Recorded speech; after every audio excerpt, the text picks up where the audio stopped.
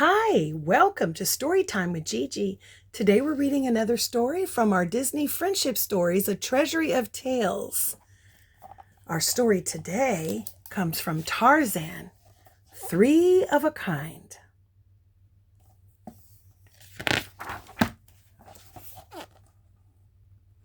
One day a gorilla named Kala rescued a baby boy who was about to be attacked by a tiger.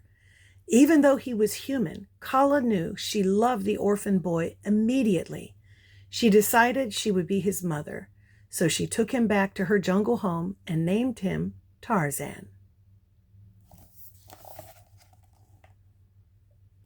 The rest of the apes, however, didn't welcome Tarzan into their clan.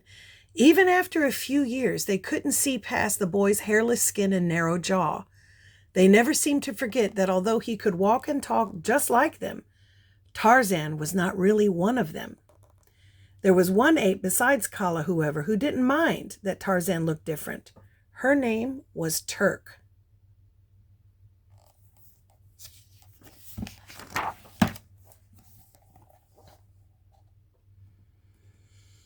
Whenever Tarzan was in trouble, which was fairly often, Turk tried to help him out, particularly when Kerchak, their leader, who thought that humans were dangerous. Turk knew that none of her other friends wanted to spend time with Tarzan. So one day, when he asked to play with the apes, Turk told him he could, on one condition. "You got to go get a hare," Turk said. "An elephant hare."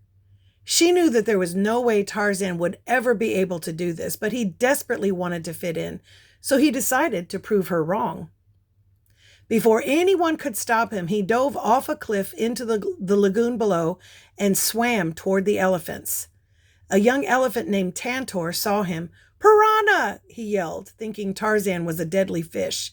The other elephants paid no attention until the boy grabbed one of their tails and yanked out a hair.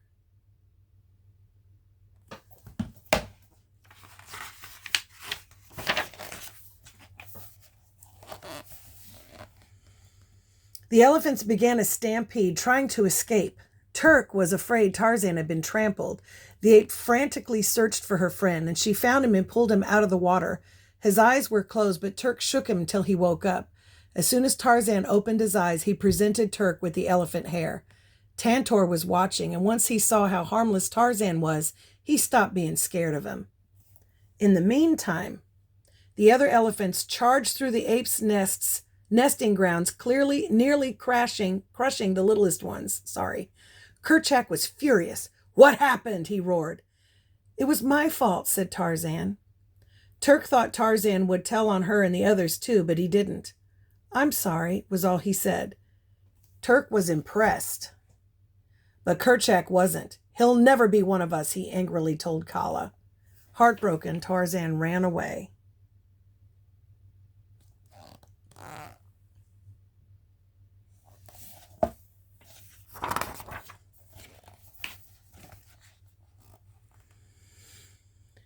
Tarzan went to the river and knelt down at the edge of the water. He stared at his reflection. He realized that Kerchak was right. He really was different from the others. Then his mother appeared. She helped him to see that even though he didn't look like her, they were the same on the inside. But Tarzan knew he had to show Kerchak he was just as good as everyone else. Tarzan decided to become the best ape ever. Of course, it wasn't easy. It took years and years and a lot of help from his old friend Turk and his new friend Tantor. The three were inseparable. They helped Tarzan learn to swing on vines and find food. By the time he was fully grown, he was completely at home in the jungle. He knew how to do everything he needed to in order to survive.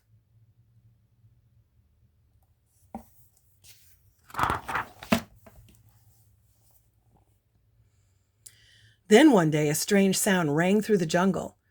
Tarzan grabbed a vine and swung through the trees until he arrived at the source of the noise.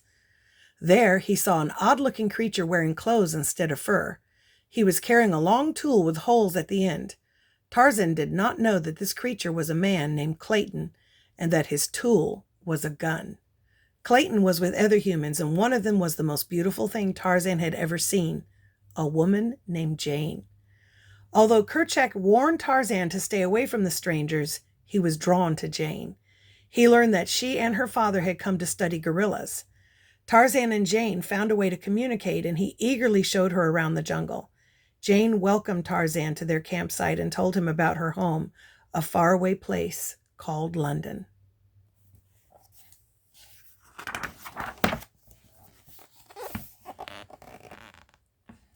To Tarzan's surprise, he found Jane and he were more alike than he'd ever imagined, and before he knew it, he was falling in love. His friend, Turk, was happy for Tarzan, but worried too. She knew that humans, especially the one called Clayton, meant trouble for the gorillas. She was soon proven right. Clayton had captured Jane, her father, and Tarzan and locked them in the ship. Then he began to trap as many gorillas as he could. He planned to bring them back to London and sell them to the highest bidders. But Tarzan began yelling, and Turk and Tantor heard him. "Tarzan needs us," says Tantor, "and we're going to help him." They swam to the ship. With one heavy stomp, the elephant broke through the deck. "Thanks, guys," said Tarzan as he and Jane and her father climbed out. Then together the friends hurried ashore to stop Clayton.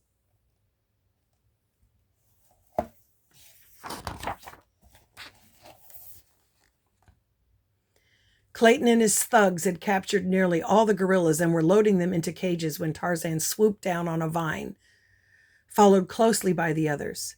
Tantor grabbed the poachers with his trunk and flung them into the jungle while Turk locked the men into cages.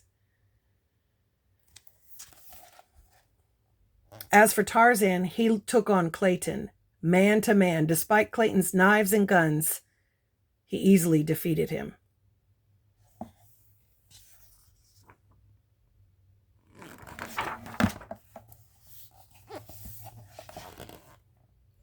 In the end, the poachers went back to England in chains, and Tarzan stayed where he belonged, in the jungle, with his best friends in the world, and Jane and her father, too.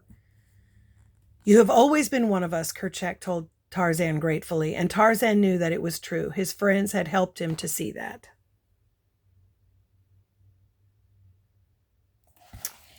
And that's our story. I hope you liked it. Make sure you like and subscribe and share with your friends. Bye until next time.